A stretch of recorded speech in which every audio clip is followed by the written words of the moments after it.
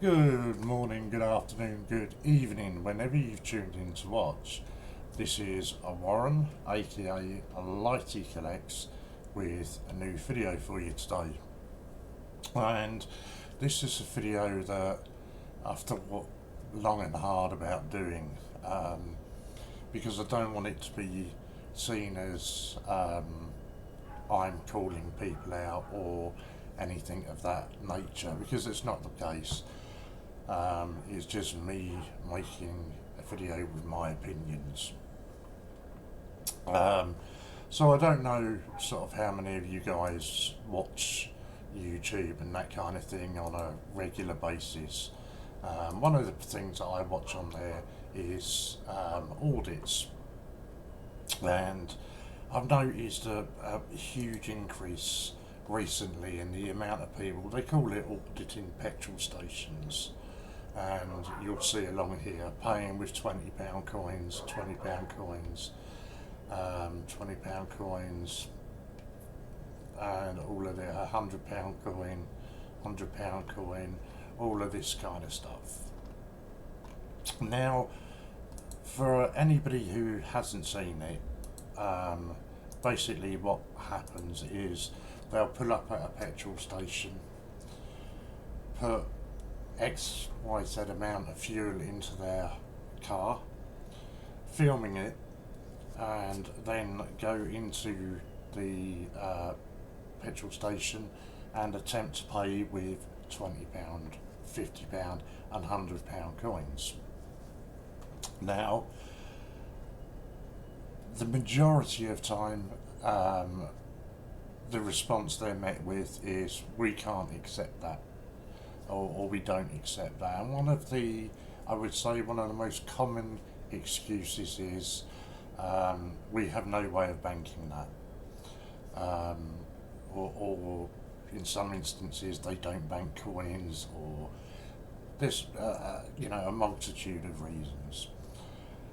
Then the auditor will argue the toss by saying it's legal tender.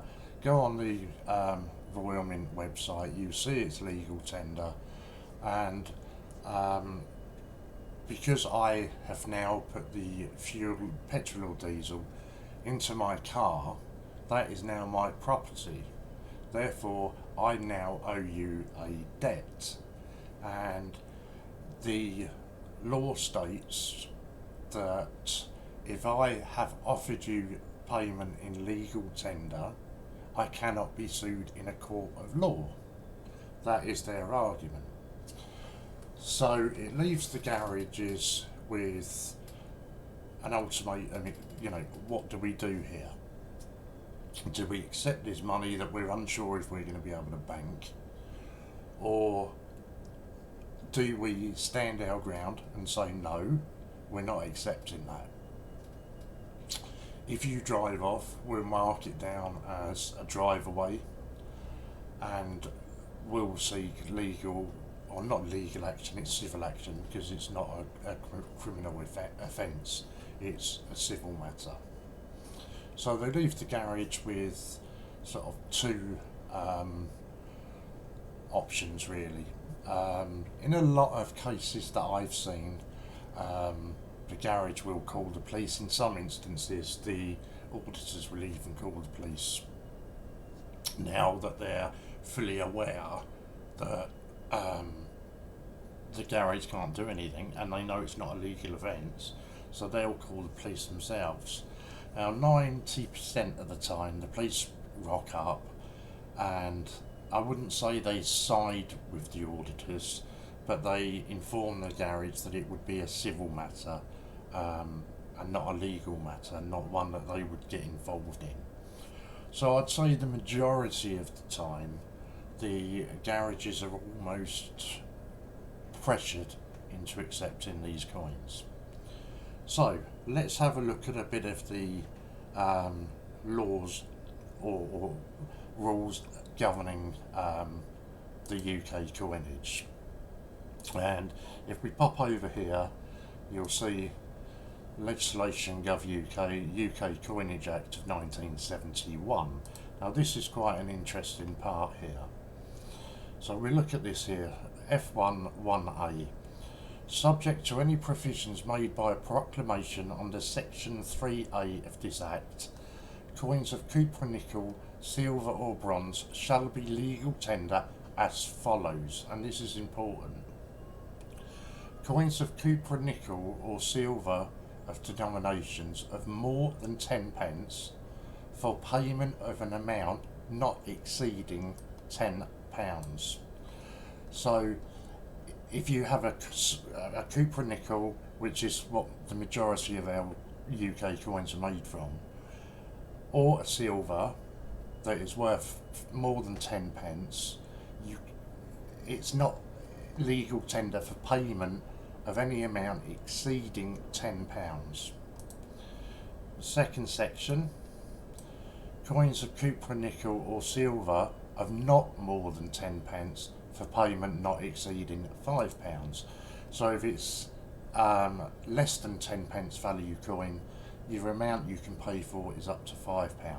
If it's a 20 pence coin, a 50 pence coin, a £5 coin, you can pay up to the value of £10. Coins of bronze for payment of any amount not exceeding 20 pence. Well, there's not one that we're particularly worried about there.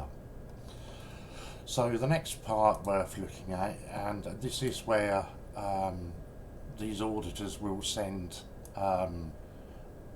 anybody, the garages to have a look. They'll say, go and have a look on the Royal Mint website, and it explains it on there.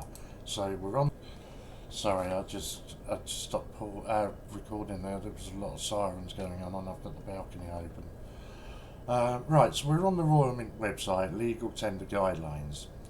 Legal tender has a very narrow and technical meaning in the settlement of debt. It means that a debtor cannot successfully be sued for non-payment if he pays into court in legal tender. Now that's into court. Okay, now because this is a line that they use a lot. If we've offered you legal tender, we cannot be sued. Well, you can clearly see there that it says if he pays into court in legal tender, not into a garage or into a shop or anything else, into court. It does not mean that any ordinary transaction has to take place in legal tender or only with the amount denominated by the legislation. Both parties are free to agree to accept any form of payment, whether legal tender or otherwise, according to their wishes. In order to comply with the very strict rules governing an actual legal tender, it is necessary for both, for example, actually to offer the exact amount due, because no change can be demanded. Well, basically that's just saying that if a shop owner or a petrol station in this case decided they were only going to accept jelly babies as currency, they're perfectly entitled to do that. Now this part is important again. In practice, this means that although the silver coins we produce in denominations of 5, 20, 50 and 100 are approved as legal tender, they have been designed as limited edition collectibles or gifts and will not be entering general circulation. As such, UK shops and banks are unlikely to accept them. And then it tells you a little bit about banknotes, etc. is under there. So there we go, legal, and it just tells you about the amounts if you're paying blah blah blah. So our popular silver commemorative coins. We receive a lot of inquiries about our silver commemorative coins, including £5 crowns, which I noticed that a lot of them are calling the 25p a crown. That actually changed in 1972, I believe it was. Sorry, not 1972, 1990, when crowns became £5. £20, £50 and £100, and their legal tender status. Each issue is authorised by royal proclamation in accordance with the requirements laid down by the Coinage Act of 1971, which we've already spoken about. This means that in common with coins in general circulations, these coins have legal tender status. Please note that while these coins are legal tender, they are not designed for general circulation, so banks and shops are unlikely to accept the coins. The Royal Mint cannot accept returns of such coins outside of a 14-day returns policy. The Royal Mint did actually do a sort of, I don't know if you'd call it an amnesty almost, where if you produced a receipt from the Royal Mint, you could send it back and they would refund you the money of the coin. So it's quite clear there that the Royal Mint are adamant that your UK commemorative £5, £20, £50, £100 are purely meant for collectors only. It's not meant for circulation. Now this is the part where I think it would be extremely interesting. All up until now, I think it's very much down to personal interpretation of how you interpret it. I mean, legal tender, it's very wishy-washy and it can be interpreted either way. So I kind of understand where the auditors are coming from in respect of that. But, the part that I find interesting, and unfortunately I think you're only ever going to get an answer if it results in a court case, and that is when it comes down to putting coins into circulation. Now, as far as I'm aware, it is the Treasury that decide if a coin goes into circulation, and only they can decide whether it goes into circulation. So, you know, whether we're talking about, you know, a 50p coin or a £100 coin, it's the Treasury that decide whether it goes into circulation. Now, it's my understanding only the Treasury can decide that. So, where I think it could become tricky in a court case, I think that a solicitor working for a petrol station, for example, could easily argue that the person has broken the law by putting this, or attempting to put this coin into circulation, where the Royal Mint, anybody who buys coins will know, you know, any collector will know that as soon as a coin is announced, the Royal Mint will tell you whether it's meant for circulation or not. So the Royal Mint will have already stipulated that these coins are not meant for circulation. If you then go and attempt to put that into circulation, in my opinion, and it is only my opinion, I think that that would be illegal, because you are going against Her Majesty's Treasury. So it's quite an interesting area that, unfortunately, as I've said, unless it goes through to an actual legal case, I'm not sure whether it's going to actually get resolved, and that's a shame. Obviously, from my standing, I'm quite happy, you know, because I think as a collector, there weren't many of these coins made anyway, and I've got a couple of the £20 coins, etc. Now, as from a collector's point of view, it's quite good, I guess, because these people are buying them on eBay for, you know, I don't know, 15, 20 quid. Let's have a look what they're going for. Yeah, we've got a few here, sort of £18, a tenner, £17. So they're buying them up on eBay for less than face value and then attempting to spend them. From a collector's point of view, they're taking them out of the public domain. So I guess long term, hopefully, it's a difficult one because it's not a popular coin amongst collectors, but it could well see the prizes being hiked up because less and less of them are in circulation. The only other thing I'd like to mention on the subject is I think the part where it annoys me, I guess, it's more where it is an independent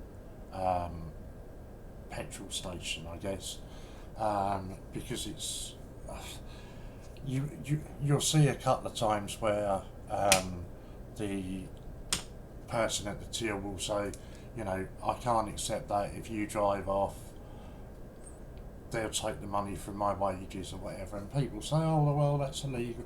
It may well be illegal. It doesn't mean that it doesn't happen. And I think that's where it kind of doesn't sit well with me, is where it's an independent garage. You know, it's one thing doing it to a multi-million-pound company. It's something else doing it to a one-man band. But on the same side of that, I would say that I also think it's a thing about morals. And again, I've got nothing personal against these guys. I watch a lot of their channels, you know, and for the most part, I find them quite interesting. But I find it about morals and you know, yeah, sure, you know, petrol's at an all-time high, or you know, getting that way, and anything we can do to save a couple of quid here and there, you know, but. And this is also another part that I think should get argued in a court of law. They argue that there should be a sign displayed on the pump saying that they don't accept these commemorative coins. Again, what I believe could be argued in court is the person filling up the car or van, whatever they're filling up, is fully aware prior to entering that garage that they are likely to be refused to accept that coin. Therefore, you're fully aware of that before you attempt to make that. So it should fall down to you to approach the service desk first and ask whether that would be accepted before you attempt to make the purchase. And I think that could be argued in a court. And I think a judge, you know, you've only got to look at YouTube, as I've just shown you. There are countless videos all over YouTube with it. You know, they're quite smug, showing that they've got 20 quid's worth of fuel for next to nothing, or 100 quid in some cases. I think the last one I saw was about 200 quid. So they're quite smug in posting these videos, and I think that also could become a downfall, because you're fully aware of that before you have even attempted to make purchase. But as I say, for me, it's more about morally right, and I don't think what they're doing is particularly morally right. And as I've explained in this video, I do think that there is the possibility that you could be breaking a law by putting a coin into circulation when only the Treasury are allowed to do that. But like I say, I don't mean any offence to anybody that goes out and does this. Each to their own, you know, you're free to do what you want. This is just my personal opinion on it, having done a bit of research and being somebody who is interested in coins myself. So that's it really. Thanks very much for watching. If you're not already, please hit the subscribe button, hit the thumbs up, helps, and by all means leave a comment. Please, no personal attacks. Any comments along those lines will just get removed. So until next time, love and respect you all. Keep yourself safe, and I will see you soon.